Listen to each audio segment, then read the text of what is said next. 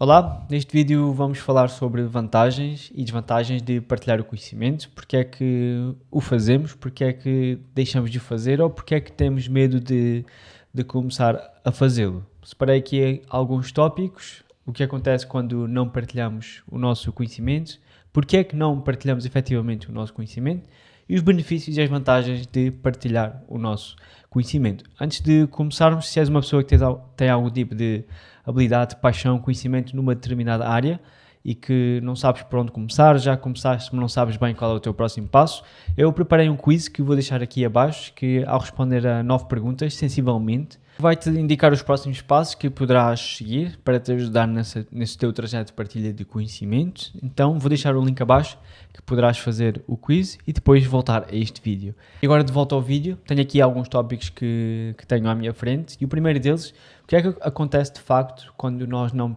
partilhamos o nosso conhecimento? O primeiro ponto é o próprio bloqueio de oportunidades para os outros. O que é que isto significa? Tem muitas pessoas que, tal como tu, no caminho dessa tua aquisição de conhecimento, experiência na área e de interação com outras pessoas dentro desse teu ramo, que essas pessoas ainda estão um estágio anterior a ti. Então, consequentemente, não sabem bem qual é o próximo passo, não sabem bem que decisão tomar num determinado assunto.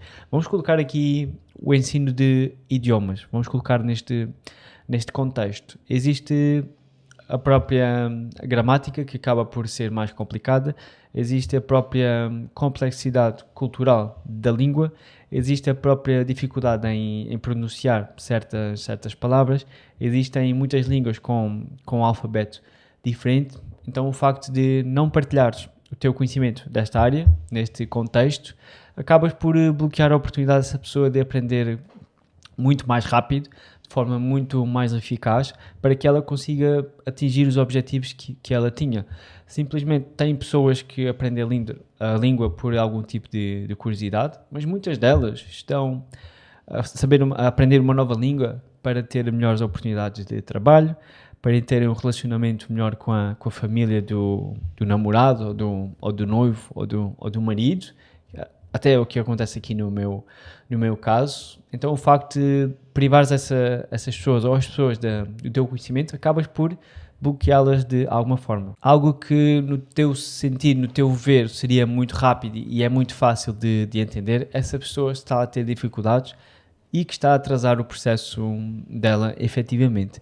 E outra coisa que acaba por acontecer quando não partilhas o teu conhecimento, imagina o seguinte, que cada vez que as pessoas pedem a tua ajuda, ou tu sabes como resolver e deixas e não partilhas com essa pessoa, eu não me lembro da palavra em português. No Brasil tem mão de vaca e não, é sovina. Acabas por ganhar essa reputação de sovina, de um pouco egoísta, de não quereres ajudar outras pessoas. Então acaba por ser um efeito colateral negativo quando nós não partilhamos o nosso conhecimento com outras pessoas. E aqui a última parte dentro deste tópico, acabamos por deixar de começar a criar o nosso movimento, digamos assim, a nossa comunidade, e vou colocar aqui no contexto de líder, de guia, acabamos por perder esta oportunidade de liderar uma comunidade, de criar um movimento à nossa volta. E só um segundo, aqui no livro de Donald Miller, Building a Story Brand, ele fala muito disto, que nós temos de nos colocar como um guia para ajudar as outras pessoas a serem o protagonista da história, o herói da história, porque todos os heróis passam têm desafios que precisam de resolver, senão algo mal vai acontecer. E fala muito principalmente como os filmes são feitos. Normalmente existe um herói que tem um contexto inicial, depois algo mal acontece e o herói não consegue resolver sozinho, então precisa de orientação. Então este livro é muito bom nesse sentido. Então quando não partilhas o teu conhecimento, acabas por abdicar desse papel de guia. E se tiver alguém na tua área que já partilha conhecimento, acabas por deixar esse papel apenas para essa pessoa. Isto acaba por acontecer quando não partilhas o conhecimento.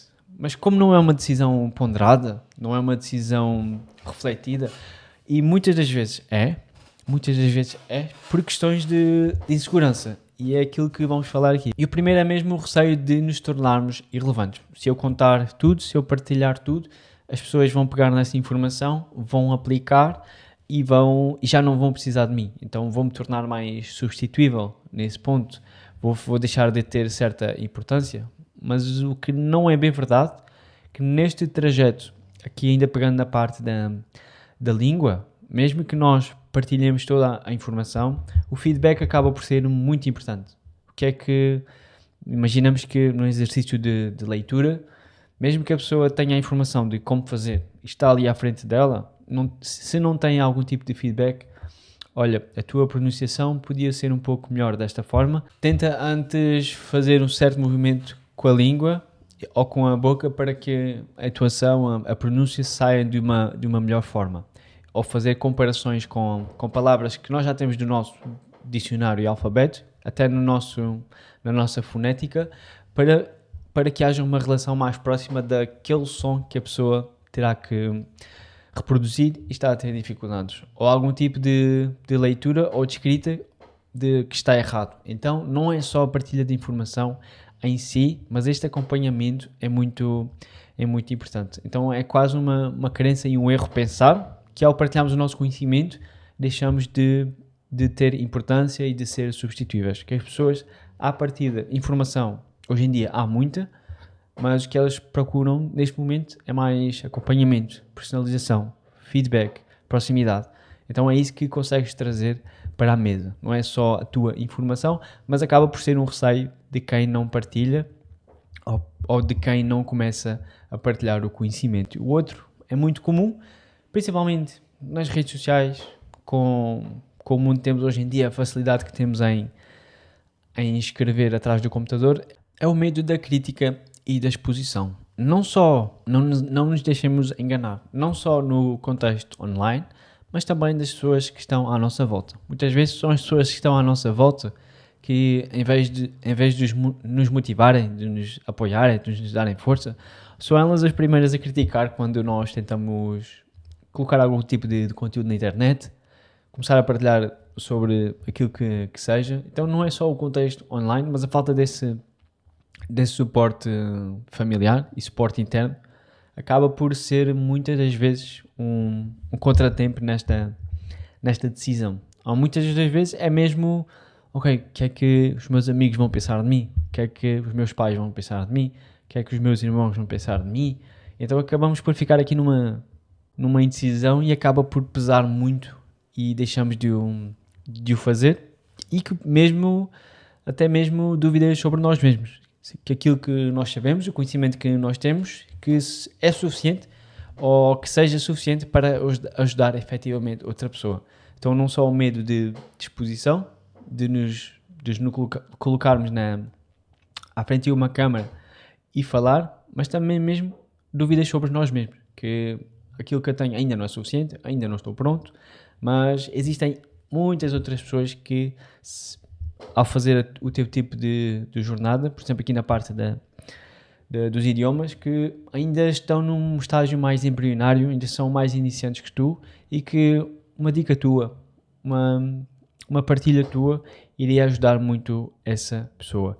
E aqui o terceiro ponto será a parte da perda de controle e de poder, digamos assim. Algo tipo, um pouco ali com a primeira, receio de nos tornarmos irrelevantes. Quando nós não partilhamos, nós sabemos que temos algum tipo de controle. Quando começamos a partilhar, esse controle acaba por, começamos a sentir, hipoteticamente, que esse controle acaba por fugir de nós, porque a nossa informação já está online, digamos assim, mais pessoas têm acesso a ela, então mais pessoas podem fazer com ela aquilo que eu fazia, acabo por ter menos oportunidades, acabo por ter mais concorrência.